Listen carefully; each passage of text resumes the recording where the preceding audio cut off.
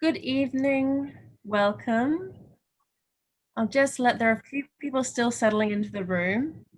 I'll just be a moment.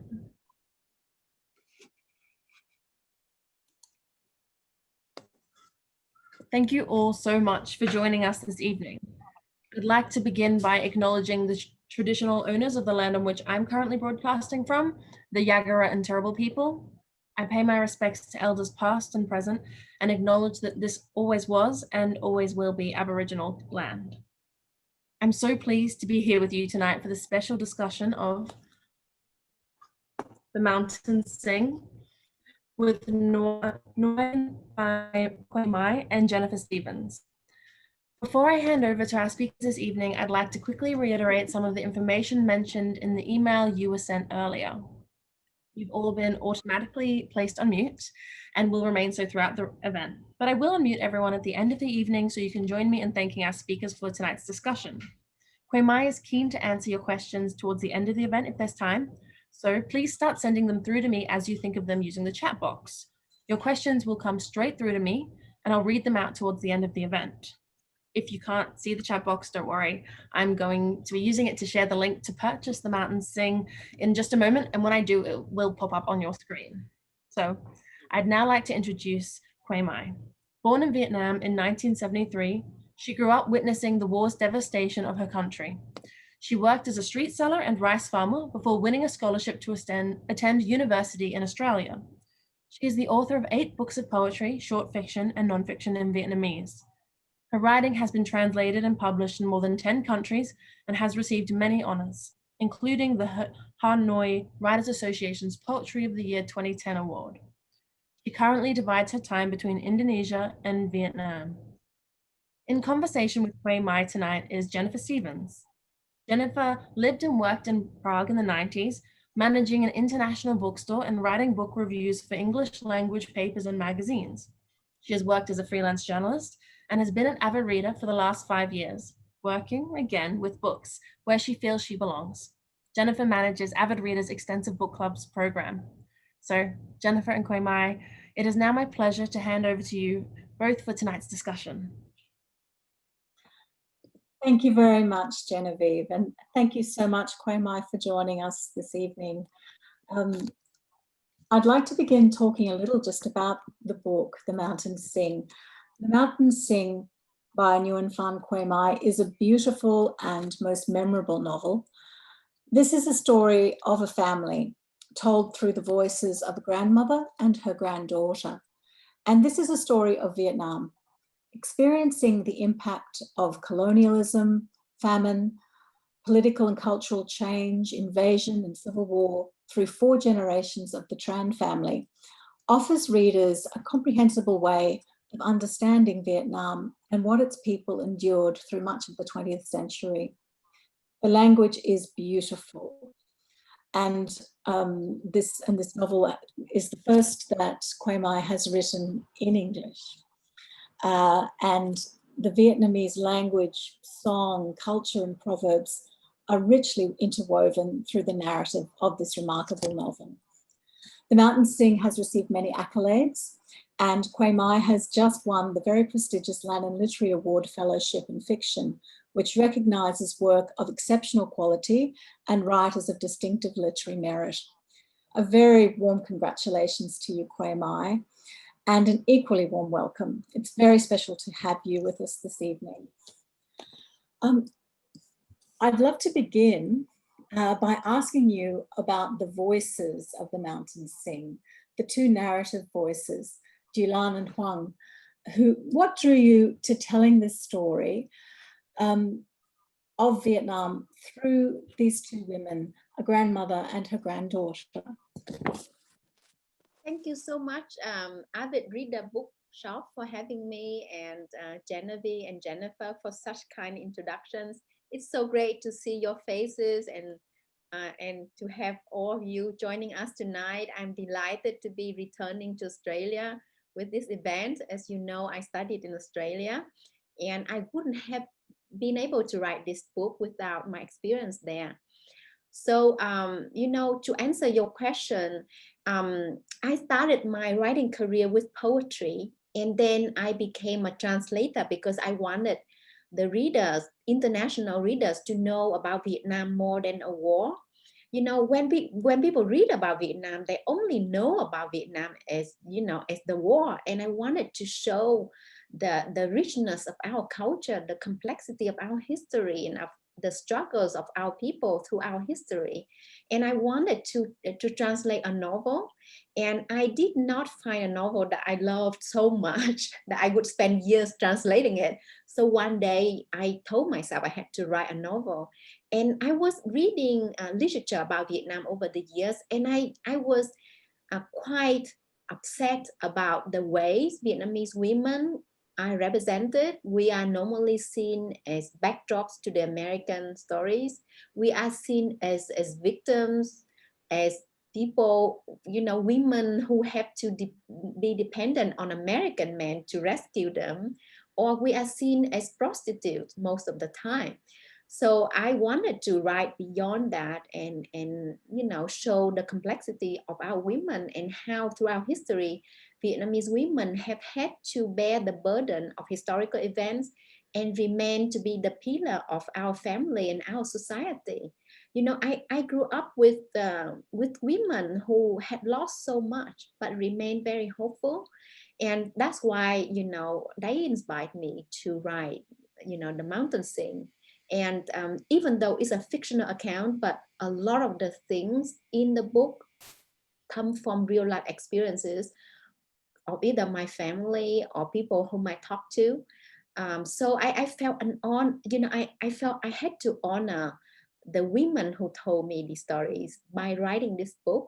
And this book is like the product of conversations I had on at rice fields, at village temples, in kitchens, at family meals. And I love listening to older women because both of my grandmothers had died before I was born. So I wanted to create a grandmother in the book.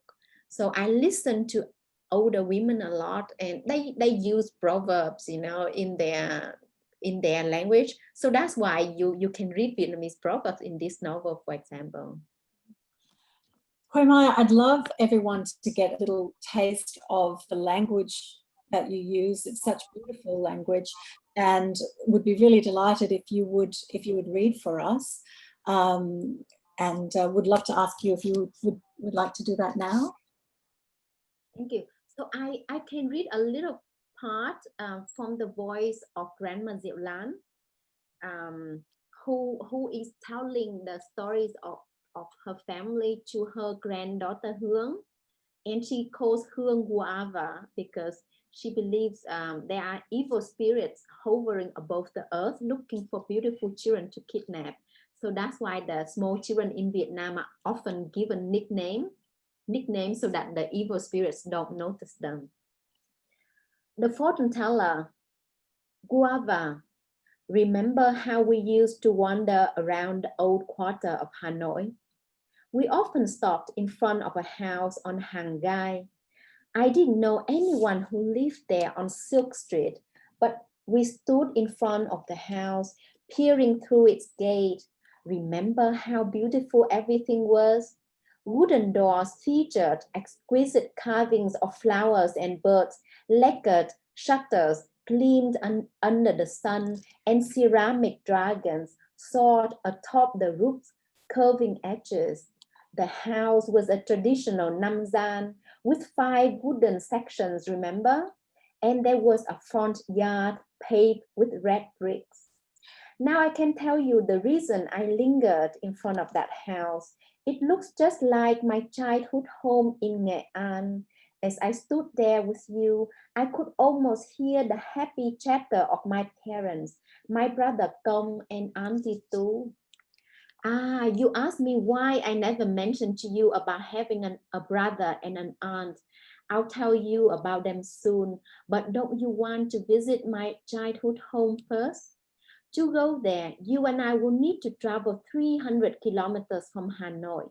We follow the national highway, passing Nam Định, Ninh Bình, and Thanh Hóa provinces. We turn left at a pagoda called Phu Định, crossing several communes before arriving at Vĩnh Phúc, a village in the north of Vietnam. The name of this village is very special, Uava, as it means forever blessed. At Vĩnh Phúc, anyone will gladly show you to the gate of our ancestors' home, the Chan's family's house.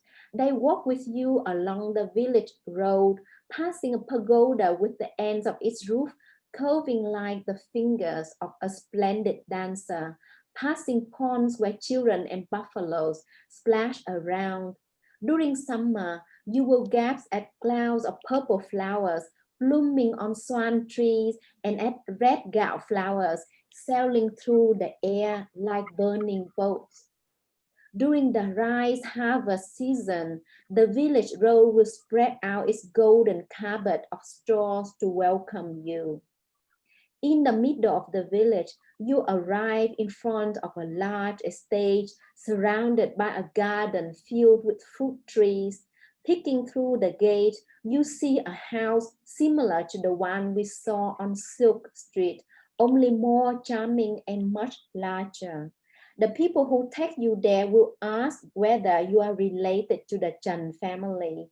If you tell them the truth, well, they be astonished. The Chan family members have either died, been killed, or disappeared. You learn that 7 families have occupied this building since 1955. None of them are relatives. My beloved granddaughter, don't look so shocked. Do you understand why I have decided to tell you about our family? If our stories survive, we will not die even when our bodies are no longer here on this earth. Thank you, Quế Mai, so much. This is very much goes to the essence of this novel. There is so much telling of stories and the I guess reinforcing the importance of remembering the past. I wonder how you went about finding and learning stories and superstitions and cultural beliefs and these experiences of the older generation. You know, Vietnam has a very rich tradition of storytelling, and I remember during my time in Australia, I was fascinated with the oral story traditions of the Aboriginal people. And I grew up in Vietnam, and I went to Australia to study when I was 19 years old. And my father's village is in the north of Vietnam, and I was born and grew up there in that village. And I was surrounded by stories that my parents told me every day, stories of the villagers, of the elders in the village. You know, we would often sit around the fire and listen to the story. And, you know, during the New Year's, for example, we were making, you know, bánh chưng, the traditional cakes, and it could take like the whole night to cook the cakes. And this is the best time to listen to stories, because the cakes, you know, when they cook, they have this beautiful smell, and you sit there in the fire under the stars, and these elders, they tell you stories that you would never forget. And then, you know, because the north was so poor and destroyed by the war and storms, so my family had to migrate to the south of Vietnam, and I grew up in South Vietnam, and there were different traditions. The southern Vietnamese speak a different kind of dialect. They use different words, and, you know, like they sing a lot. So they would sing, you know, I grew up in a place called Bạc Liêu, and people sing vọng cổ songs. So vọng cổ is like each song tells a story about someone's life. So, you know, in Bạc Liêu, for example, the creator of vọng cổ, his family forced him to leave his wife because the wife could not give birth to children.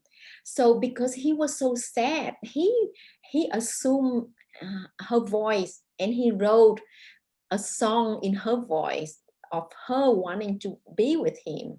So, you know, like, so in Bạc Liêu, where I grew up, people sang these types of stories all the time, and they made up their stories. So, you know, I mean, having like experience the north and the south of Vietnam. And later, after my studies in Australia, I returned to Vietnam and I worked for international organizations, and I traveled a lot to rural areas of Vietnam. And that's where the people are still rely on the oral story tradition. So I talked to a lot of people, and their stories stayed inside my mind, and they helped me write The Mountain Sing. It sounds like you were researching from when you were very, very little and almost preparing to write this from the very beginning. Yes, I mean, you are so right, because as I have always listened to people, because I love to read, right? As we were very poor. I grew up after the war and during the American embargo of Vietnam. So, we were really poor, but at least we were rich in stories. There were always public broadcasts, poetry reading every day on the public broadcast. And like we studied literature at school, and it was wonderful to be surrounded by these storytelling traditions. And also because there were many stories which were not written, because there's a culture of censorship in Vietnam, so not everything can be published. And I felt like I needed to document the stories that have not been told. And I felt I had to honor the people who shared with me their personal experiences. And I felt like, as a fiction writer, research is so important. It's not only about the facts and the stories that you get, but the emotion. Because I've seen so many tears, I've seen so many people trembling when they tell me their personal experiences. And whenever I was low and I felt it was so difficult to write this book, I remembered those tears. I remembered those emotions, and I thought, I had to do it. I had no choice but to write this book. While The Mountain Sing is not strictly autobiographical, there are autobiographical elements. Could you tell us about the Great Hunger and its toll on Vietnam and its tragic impact on your own family? Yeah, so actually in the beginning of the book, I have a dedication for my grandmother who perished in the Great Hunger, for my grandfather who died because of the land reform, and for my uncle whose youth the Vietnam War consumed, for the millions of people, Vietnamese and non-Vietnamese, who lost their lives in the war. May our planet never see another armed conflict. So, I could use the Great Hunger as an example. During the French and Japanese occupation of Vietnam, there was terrible famine that killed nearly 2 million people, a large part of the population at that time. And some families were erased forever because of the Great Hunger.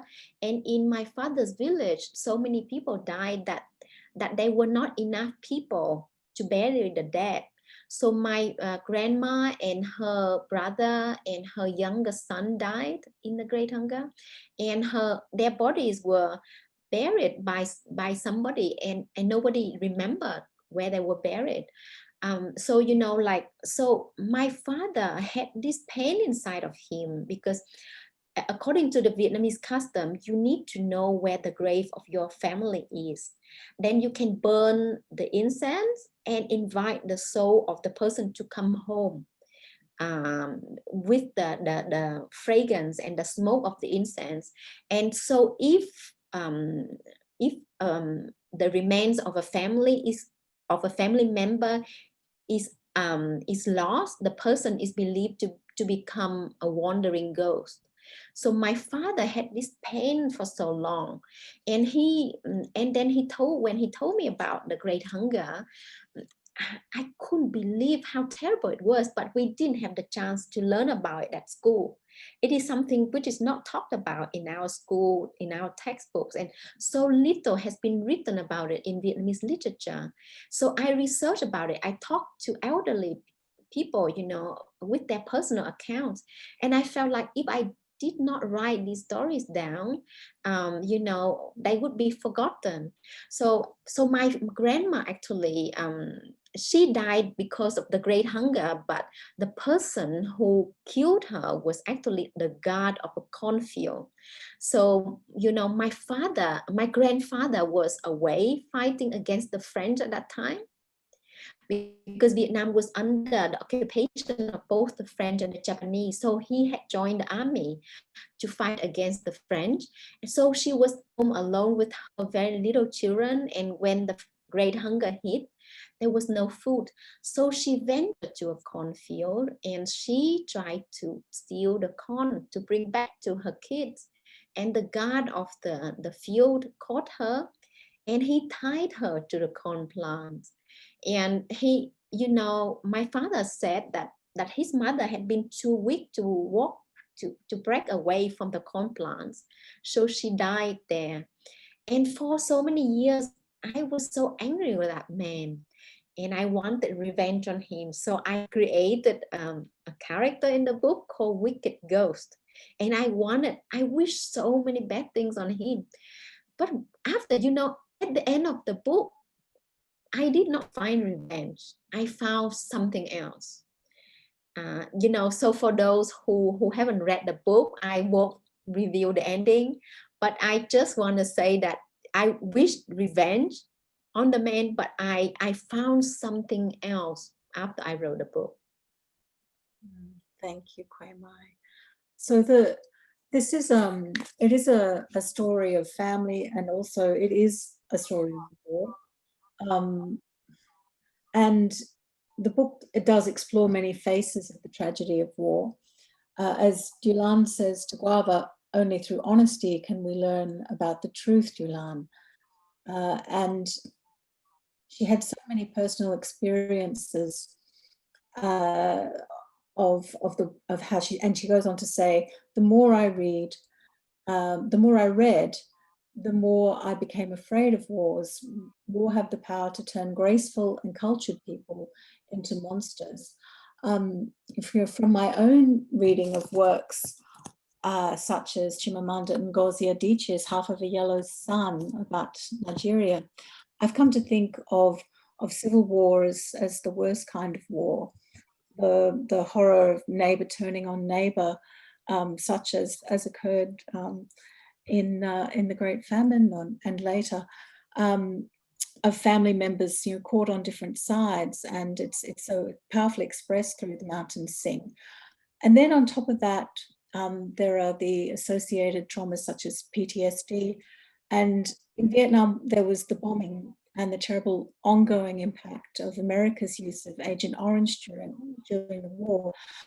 Could you talk about how that has and continues to influence the people of Vietnam?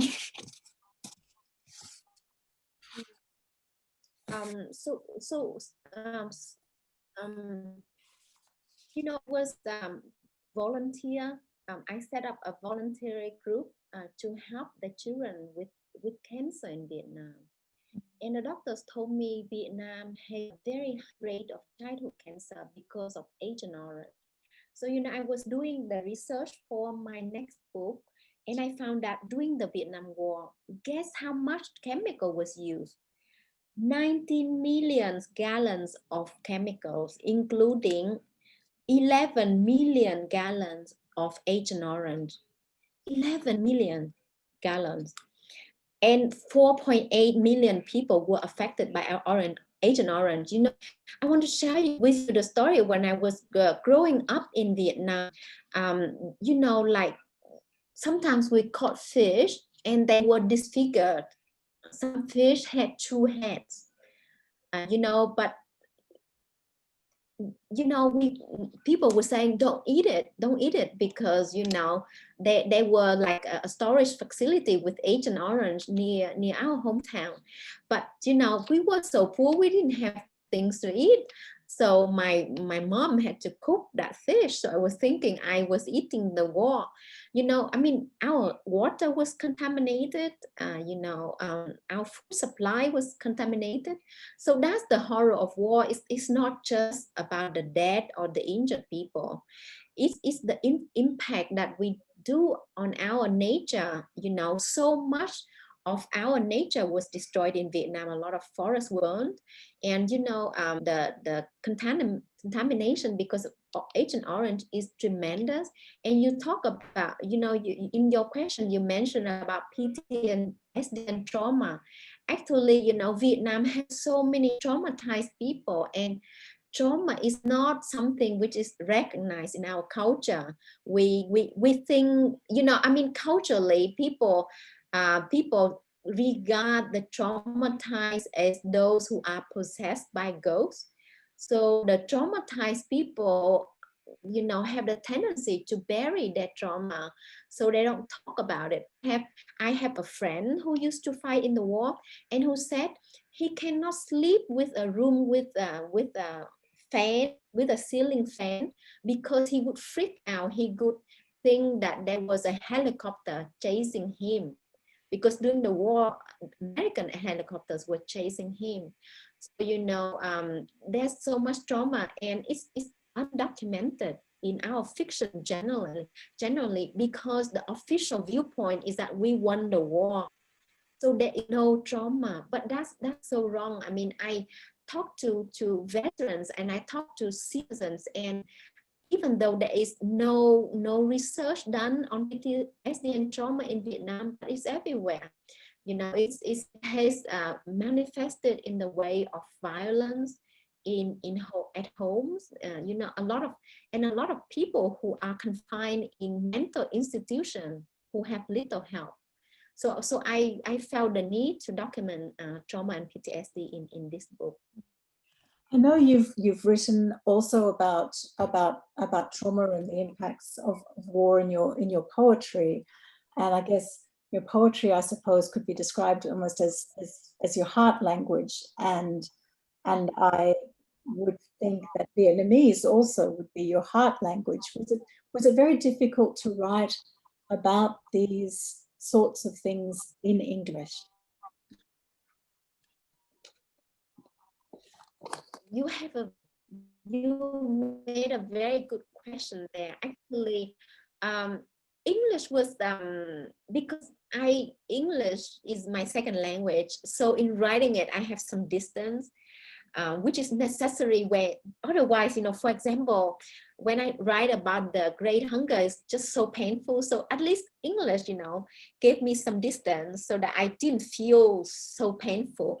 But sometimes I felt like I had to get close to the story, to the language. For example, in a book, there's a diary of this woman, Huong's mother, who returned from the war.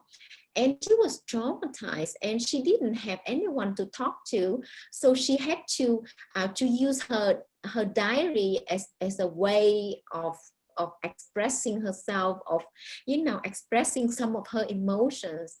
And when I began to write that diary, I wrote many drafts, and I didn't feel it was right. I didn't feel, you know, something was missing. And then one day I put everything aside, and I started to write it in Vietnamese. And when I wrote it in Vietnamese, you know, I was right. And I wrote the words anh ơi. Anh ơi is something we call our beloved. And then I was writing it in Vietnamese first. And then, you know, I was crying a lot, and then I felt it was right, and then I rewrote it in English. So sometimes I felt like I needed to write it in Vietnamese and translate it into English, but they were only very small parts of the book. In general, I wrote it in English. But I wanted to add that, you know, I wrote in English, but with the conscious decision to protect the Vietnamese-ness of my writing. So, you know, I wanted to present the authentic setting of Vietnam, you know, of our food, and of our architecture, of the way of life. So, you know, this book is not a story about war or sorrow. It's about the hope. It's about the songs of Vietnam, you know, the beauty of our nature, the richness, the deliciousness of our food, you know, a lot of traditions that I hope you find interesting. Yes, indeed. And I love the way you have used proverbs through the novel, and the way you include the proverb in Vietnamese followed by the English translation, and the inclusion of diacritical marks, even, you know, for non-Vietnamese speakers. It allows the language to sing, and more than that, it makes it real. I really marvel at how you've written in English while inviting the Vietnamese language in, and I think it's really just such a wonderful achievement. Do you have favorite proverbs from the novel?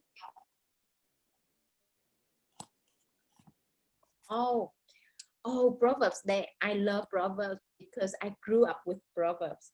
For example, you know, if something bad happened to us, my mom would say immediately, trong cái rủi có cái may, good luck hides inside bad luck. She would immediately say that. And one of the proverbs she loves and often quotes, and I also use in the book, is mưa dầm thấm lâu, soft and persistent rain penetrates the earth better than a storm. So it's about the value of patience, and I love that proverb because it comes from the rice growing culture of Vietnam. You know, Vietnam, most of our population are farmers, and we work with the land. And you know, when it comes to weather and nature and the land, this proverb is so beautiful. Soft and persistent rain penetrates the earth better than a storm. Yeah, so yeah, I love that proverb, and it's used a lot in Vietnam, actually. Gorgeous. And singing is a constant in the novel. Could you talk a little bit about that, and about what singing means to the grandmother in the novel, and also its relation to the title?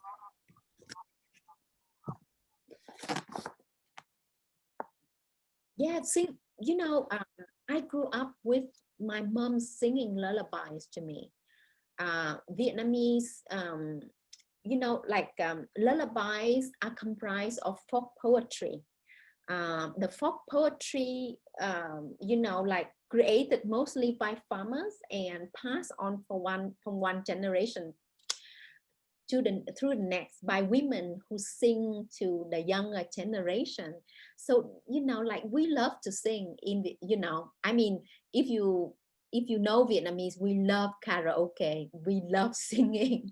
Singing is such an important part of the lady life. And when we see friends, you know, when we have party, we often sing, and we use, you know, if we don't have musical instrument, we use chopsticks, and we knock it against our bowl and against our glasses, and we sing. We always sing. We often sing when we have parties, and we love karaoke.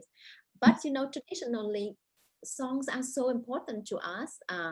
You know, we sing a lot. Like I was saying, that in Bạc Liêu, where I grew up, you know, there are a lot of vọng cổ song, and in the north where I was born, you know, there are many different types of songs. You know, like for example, there are singing festivals.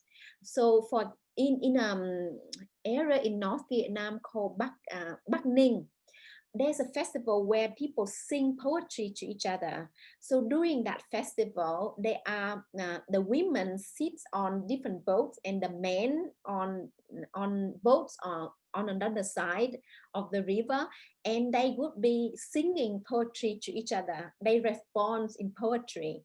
So you know, there are popular lyrics, and people make up the words to go with that lyric. Yeah, so I reflected the singing traditions in this book. And you know, even the title, The Mountain Sing, you know, the mountain sing is the name of a bird, which is called Sơn Ca.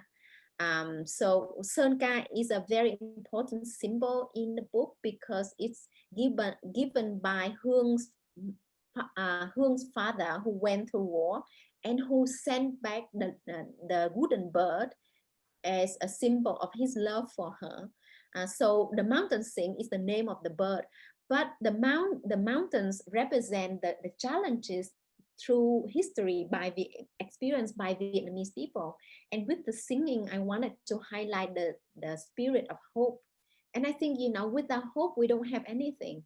Without we need to have more hope. And we need to give other people hope. I think hope is the greatest gift we can ever give anyone. The singing also blends with nature in the novel. There's a line where Dieu Lan says, "Once on the way to a village, I broke down crying. Around me, rice plants began rustling their tiny green hands. They were offering me their most soothing rice lullaby. I realized that whenever humans failed us, it was nature who could help save us. I willed myself to be like nature, so I found myself singing, just like the rice plants." And it's this beautiful blending and this I guess this beautiful representation of nature as well is a real gift in the novel. Yeah, it's quite wondrous. And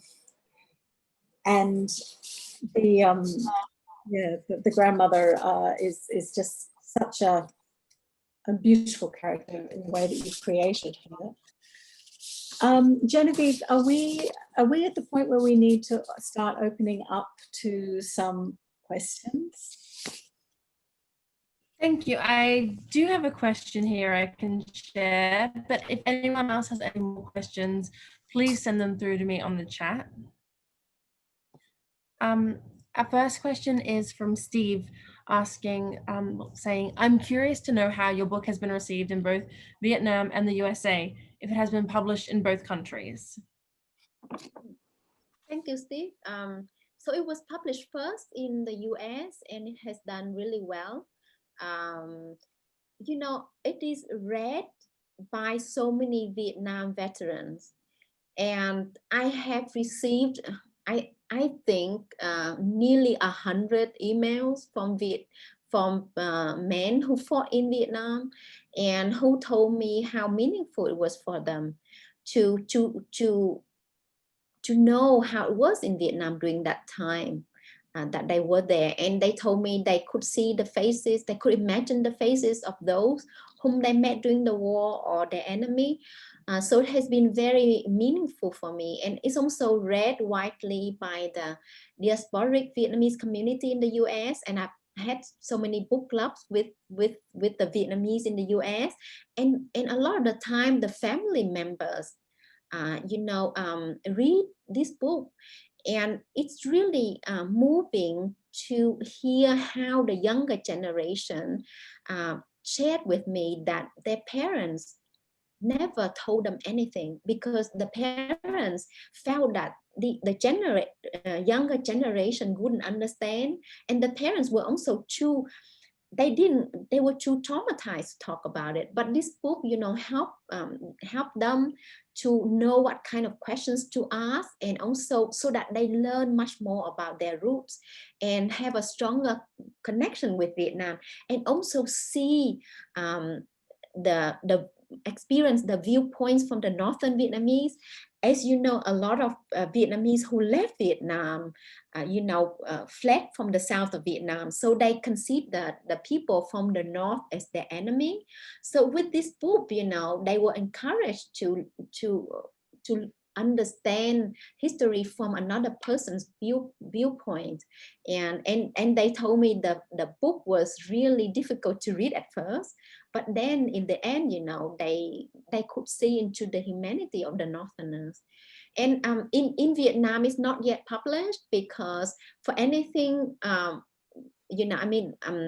because I'm a translator, I'm keeping the rights for this book. It's being translated into 5-6 languages, but I've had publishers in Vietnam interested in buying the Vietnamese rights, but I want to translate it first, and yeah, and it will take a while. But I've had fantastic feedback from the younger people from inside Vietnam who can read English. For example, a young journalist, Vietnamese journalist, just wrote a wonderful review on Nikkei Asia yesterday. The review was published yesterday, and she talked about the importance of this book. So I hope it can be published soon in Vietnam. Thank you. Quế Mai, you have mentioned that you came to Australia to study, and I wondered if you could tell us how that came about. How did you come to come to Melbourne to study? Oh, it was a gift from heaven. I had, I was in the first year of my university in Saigon at that time, and one day I came home from tutoring, and then at that time I lived in a dormitory. There were 12 of us in a small room. We slept on bunk bed, and like I had no money at that time. I had 2 sets of clothes. I was really desperate to do something to change my life. And then I came home from tutoring, and then my roommate said the principal was here looking for you because you have an opportunity to enter into a competition for a scholarship to go to Australia. So at that time, Australia, the AusAid has Australian Development Program decided to give scholarships to Vietnamese students. So the Ministry of Education in Vietnam decided to select 40 top students from different universities to have a competition, and then select 28 to go to Australia. So I was really lucky that I was selected from my university, and after the exam, I could go to Australia. But my English was so bad when I arrived in Australia. I did not know enough English to understand anything, and I was really lucky that I got to stay with a wonderful Australian family who really loved me like a daughter and taught me a lot about Australia. And yeah, so I think my years in Australia helped shape me as a person, not just with my educations, but my understanding of the world. I remember I was in the Gold Coast one summer, and I was sitting on the beach, and then one man came to me and he started talking, and then he told me he had fought in Vietnam. And he told me some stories about Vietnam. And I met also some people who were both refugees. And growing up inside Vietnam, we were told the people who had left Vietnam were traitors. So we were not allowed to talk about the boat people. And and I had always kept distance from them. But in Australia, I had the chance to become friends with them. And they told me like the ocean were purple. One man, he was telling me, when I was at the ocean, everything looked purple. And I think he was in his late 50s, and he was doing a bachelor degree with me. And I was thinking, how all these Vietnamese, they had to leave everything behind and start their life again in Australia. So I think my experiences in Australia really helped me reflect on the Vietnamese history. There's so much complexity there, and I think that's one of the wonderful things about the novel is the complexity that you invite us into. And I guess something I meant to go on with earlier when talking about singing and the grandmother was she seemed to have quite a Buddhist approach. Yes. And that is Buddhism something that is quite strong in Vietnam?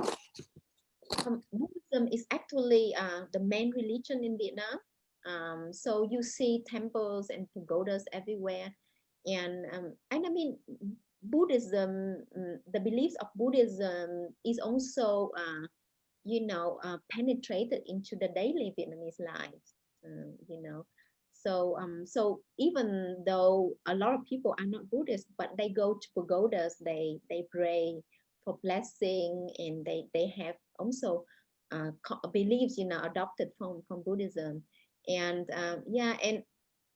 and actually Grandma Dieu Lan, the character is based on the grandmother of my friend, who had to run away from the American bombs, and who told his or her grandson, we will not die unless Buddha let us die. When the bombs were dropping onto their shelter, she said, we won't die unless Buddha let us die. So I think because I wanted to give the people some sense of hope, and I think religion gives us hope, right? When you have nothing, it's the religion that gives you hope that you're protected and blessed somehow by your ancestors, by the God that you believe in. Genevieve, do you have some more questions for us? Thank you. I have a question here from Nina, saying that I enjoyed the various different romantic relationships portrayed in the book across generations and seeing the impact of trauma. Could you speak to this element of the book and the decision to include a love story for Huong? Actually, the love of Huong's love story is like something from my own experience. Like growing up in Vietnam, it's like you very shy. When you like someone, you don't hold hand after such a long time, and intimacy is such a big deal. But I think I wanted, because I'm crazy about love stories. I read for romance a lot of the time, because I think love is one of the most beautiful gifts on this world, right? And I wanted to give, because Huong had lost so much. So I wanted to give her a sense of something, a faithful love. And actually, growing up, I told myself I would only love one person. And that person for the rest of my life. Of course, I was very naive, because your heart changes with time, and you have to know, you have to find the perfect love, because the first love may not be perfect for you. But I had this idea of being the perfect love, and that you fall in love, and then you get married with the person. So I gave Huong that opportunity, to meet them. And Tâm happened to have to be entangled into her grandma's past. But so she had to make the decision, and in life, with any decision that you make, you have to have sacrifice. So people have to make a choice, and Huong had to make that choice too. So it was not easy for her at all. I so love the way you've talked about love and hope tonight. We have a question now from Belinda, who asks, you mentioned that parts of the book tell your own family story. How has your family responded to these stories being shared? So actually, my parents only read Vietnamese. So that's why I write a lot of journalism in Vietnam, because they would be the first one who read my articles, and they be calling me, say, oh, I saw this on this newspaper, I loved it. So I really wanted to translate this book for them. I have told them the story in this book, and they're very proud. But I published a lot of books in Vietnam, and they've read everything. So my priority now is to finish my second novel. I'm really excited about this novel. And I mean, one of the things about being a writer is that you have to write the stories that you want to read, right? Because with 7 years working on the mountain sing, for example, I would be devastated if I didn't like the stories, because, you know, I had to read it for hundreds of times. So I'm really excited about this second novel that I am finishing the edits at the moment. So it's about Amerasians, children of American soldiers and Vietnamese women born and abandoned during the Vietnam War. I found out that 100,000 of them were born into the Vietnam War, and 98% of them haven't found their parents. So, you know, some veterans have returned to Vietnam and trying to look for their kids. And a lot of these mixed people are trying to look for their parents with little result. So there's a lot of emotions out there. So I also wrote about the circumstances of the women of Vietnam during the war who had to become prostitutes. They, you know, like there was such a big industry of exploitation of women's body during the Vietnam War. So many women had to serve as bar girls, as prostitutes. And, you know, because a lot of literature have been written about them, but on the surface, you know, that they were stupid, that they were victims. And I wanted to dig deeper into their stories and their circumstances, and represent their struggles when they have to give up their kids. So anyway, so I have a newsletter. I'm going to pass the link to the newsletter. If you want to be, if you want to be updated with the news for my second book, you could subscribe to the newsletter, and I write it maybe once or twice per year. Yes, we will very much look forward to your second book. We feel it's very lucky that you're writing it in English as well. And are there particular writers who have influenced you, Quế Mai? You know, like the greatest writer of Vietnam is called Nguyễn Du. Nguyễn Du wrote this,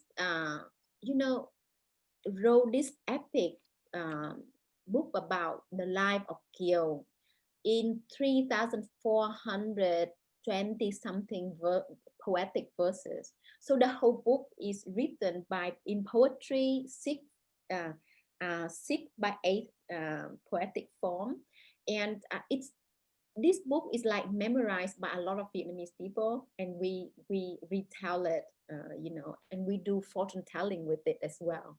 So if you want to build a house, you can do a prayer with this book and open a page, and it will tell you when it is a good day to build or whether it's the right decision. So people do fortune telling, and when it comes to marriage and love, a lot of people use the Tale of Kiều. So, I love the writing of Nguyễn Du, and, the current contemporary Vietnamese novelists that I love, Bảo Ninh, The Sorrow of War, or Dương Thu Hương, Paradise of the Blind, or Dạ Ngân, who writes this wonderful book called The Insignificant Family. There are a lot of writers who write in English, diasporic Vietnamese writer. I love from Australia, Nam Lê, The Boat is one of my favorite writers. I met him at a residency last 2 summers ago in California, and he's wonderful, and he's working on his next book. Ocean Vuong is amazing, who wrote a book On Earth We Are Briefly Gorgeous. And he's a poet as well, and his poetry is just so amazing. And I love The Sympathizer by Viet Thanh Nguyen. And this book won the Pulitzer Prize, and it's wonderful because it writes about the Vietnam War, but with a lot of humor. And and Thi Boy with The Best We Could Do. So it's a graphic novel. She documents her family experiences through this memoir, but it's with a lot of her own drawings, and she's a very talented artist. Thank you. It's wonderful to hear about your influences. And Genevieve, are there any final questions from our guests tonight? We don't have any more questions. But I'd like to thank you both so much for this evening. Quế Mai, thank you so much for sharing your story with us and discussing the intense and sensitive process of writing it. This has been a fascinating and beautiful conversation. Before I do invite our audience to join me in thanking you both, Jennifer and Quế Mai, is there anything else you'd like to say, Jennifer? Well, I guess I'd like to give Quế Mai the opportunity first. Are there any more words from you, Quế Mai, before I do our concluding close? Thank you so much to each of you who have tuned in and listened. I know that people have done a lot of Zoom events, so people are getting tired of these virtual events. So I'm really grateful for your time, and I'm really moved to see you and have the opportunity to tell you stories from Vietnam. It has been my dream coming true to have this book published. You know, I wrote it with the Vietnamese dictionary, and you know, and there was a lot of times I told myself I'm crazy for doing this. But I'm really grateful for, you know, independent booksellers, the Avid reader bookstore. And today I was talking to Genevieve and Jennifer about Bookclubs from your bookstore, and it's amazing. I love the idea of people being part of book clubs and reading and sharing the love for literature. I salute you, and I thank you. Thank you very much, Quế Mai. As I can see some of the lovely members from my book club here, it's great to see them. They've all loved your book so much, as did I. You created such a most wonderful grandmother in this novel. She's always there. She's always strong, always protecting. She's a grandmother anyone would be proud to claim as their own. You've increased our understanding through complex, memorable characters and created this most beautiful novel of war, love, personal sacrifice, and human resilience and hope. The Mountain Sing is rich and delicate and firmly underlines the futility of war. It's been a privilege and a delight to meet you, and as a reader, I thank you for the gift of The Mountain Sing, and thank you so much for coming to be here with us tonight. And thank you so much for the support you have been lending to the Avid Reader Bookshop. Thank you. I've asked everyone if they would just like to unmute. We're unmuted. Just like to join you now. Thank you so much for such a insightful and beautiful discussion. Thank you. Thank you, Quế Mai. Thank you. Thank you. Beautiful. I think I just muted. Can't wait till the next one. Yeah. Thank you. Please stay safe, and I'll come back to Australia and sign the book for you. We'll have an event with your next book. Yes, I love to come back. Actually, you know, I'm invited back for some festivals, you know, like the Adelaide Writers Festival, but it's going virtual because, you know, of COVID. But I'll be back. Thank you so much. Thank you. Have a good evening. Thank you. Thank you. Bye. Bye.